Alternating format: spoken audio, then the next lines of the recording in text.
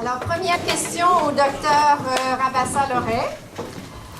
Avoir fait de l'hypoglycémie après l'accouchement et quelques années après, peut-il être un risque de développer un diabète à l'âge avancé?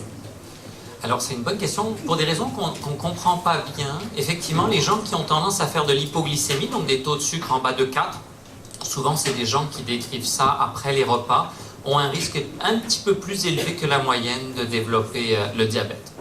Mais c'est des choses qu'on ne comprend pas, effectivement. On peut avoir pendant plusieurs années tendance à faire des petits malaises à distance des repas et puis avoir un risque de développer le diabète de façon intéressante. C'est les personnes qui font des tendances à avoir des malaises après les repas, soit parce que leur taux de sucre est un peu bas, soit parce qu'il descend un petit peu trop rapidement. Ça répond très très bien à des mesures nutritionnelles qui, pour faire très très simplifié, consistent à manger des choses qui ont un goût moins sucré et à prendre des petites collations entre les repas. Riche en protéines. Oui, souvent, effectivement, le fait de prendre un petit peu plus de protéines va faire, en fait, à partir des protéines, on est capable de fabriquer un petit peu de sucre à distance des repas, et donc ça va fournir, au moment où on a tendance à descendre un peu rapidement, du carburant qui va atténuer la chute ou ralentir la descente. D'accord. À Sonia Fortin, alors récemment, quelqu'un a porté à notre attention cette fameuse étude sur les suppléments de calcium disant qu'on ne devrait pas en prendre pour ne pas avoir plus de risques pour la santé cardiovasculaire. L'étude du British Journal of Medicine cet été. Ah oui, une étude qui a beaucoup fait couler d'encre.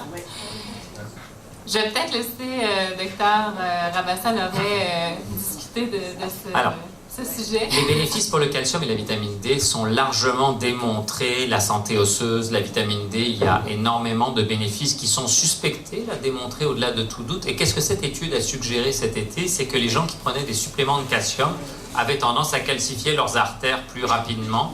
Pour l'instant, ça n'est pas confirmé. Je pense qu'il n'y a pas d'inquiétude pour l'instant et la Fédération des maladies du cœur, par exemple, recommande de continuer à prendre des suppléments de calcium à une dose raisonnable pour l'instant. Mais clairement, c'est tout un nouveau pan de recherche qui s'ouvre pour savoir si certains patients ne seraient pas plus à risque. Donc, en d'autres termes, c'est une étude isolée qui suggère quelque chose qui peut inquiéter les gens, mais qu'on doit balancer avec des bénéfices bien démontrés depuis de nombreuses années de la vitamine D. Probablement peut-être que le calcium dans l'alimentation présenterait possiblement un petit peu moins de risques que les comprimés de calcium, mais ce n'est pas toujours facile pour tout le monde d'atteindre les recommandations de prise de calcium.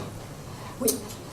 Pour avoir lu la fameuse étude et l'avoir regardée de long en large, cette méta-analyse, moi je la trouvais pas bonne. C'est rare que je critique une étude qui est publiée dans ces grandes revues, mais une partie des résultats ce n'était même pas le but des chercheurs d'aller chercher l'effet des suppléments de calcium sur la maladie cardiovasculaire. On a posé des questions après coup chez les gens qui étaient, dans le fond, c'était pas une étude que je considère de belle facture. Non, vous avez tout à fait raison. Méthodologiquement, il peut y avoir des biais. Et l'autre point, c'est que les suppléments de calcium, c'est facile de recommander des suppléments de calcium, mais moi, ce que j'ai retenu de ça, c'est que il faut évaluer ce que l'on prend d'abord. Et si vous prenez, quelques portions de produits laitiers dans la journée, bien, vous n'avez pas besoin de prendre 2 fois 500 mg en supplément. Alors, ça nous ramène peut-être à cette dimension de prudence face à un excès de calcium qui finalement ne nous aiderait pas nécessairement. Tout à fait. Les études qui ont montré un bon bénéfice pour le calcium, par exemple, il y a des études qui ont montré dans un programme de perte de poids que si on prenait plus de calcium, on atteignait plus facilement ses objectifs. Ce sont essentiellement des études qui ont ciblé des patientes qui étaient des très petites consommatrices de calcium, l'équivalent de moins d'un demi-verre de lait par jour. Donc il faut aussi toujours se limiter à ça et c'est un message publicitaire, mais c'est aussi un message pour la bonne santé. À partir du moment où vous avez 2 à 3 portions de produits laitiers par jour, vous atteignez raisonnablement vos objectifs. Pour la vitamine D, par contre, c'est plus difficile. Et effectivement, après la ménopause, par contre, là, le supplément peut être utile. Et c'est très important de comprendre toutes ces études autour de la vitamine D. Pour l'instant, on observe que si la vitamine D est élevée, on a par exemple moins de risque de développer le diabète, moins de risque de développer certaines maladies cardiaques, moins de risque de chute, moins de risque de maladies dégénératives comme l'Alzheimer. Ça ne veut pas forcément dire que ça crée un lien de cause à effet. Et comme l'a très bien dit Sonia, on peut aller chercher de la vitamine D avec une exposition raisonnable au soleil et avec un certain nombre d'apports alimentaires, à nouveau dans les produits laitiers, qui sont enrichis, un peu comme disait Mme Lambert-Lagacé. Des fois, il n'est pas aussi logique de prendre la même dose de vitamine D l'été que l'hiver. Peut-être, moi, il y a un certain nombre de patients qui sont tannés du nombre de pilules, surtout les patients diabétiques que je suis, qui en prennent beaucoup. Je leur dis qu'ils peuvent couper souvent une de leurs 2 pilules de vitamine D l'hiver. Peut-être que l'avenir montrera que je n'ai pas raison, mais pour l'instant, ça semble très raisonnable. Une question pour Philippe. Alors, lorsque la périménopause cause une baisse d'énergie, comment établir un programme de conditionnement physique? Bien, je pense que c'est important d'y aller tout le temps graduellement, parce que le simple fait de faire l'activité physique, déjà, ça va donner un regain d'énergie. Donc, encore ce que j'ai mentionné plus tôt. Quelqu'un qui va faire un petit peu trop d'activité physique parce qu'il a un peu trop de bonne volonté risque d'être très fatigué suite à ça. Donc, plus de risques que la personne abandonne.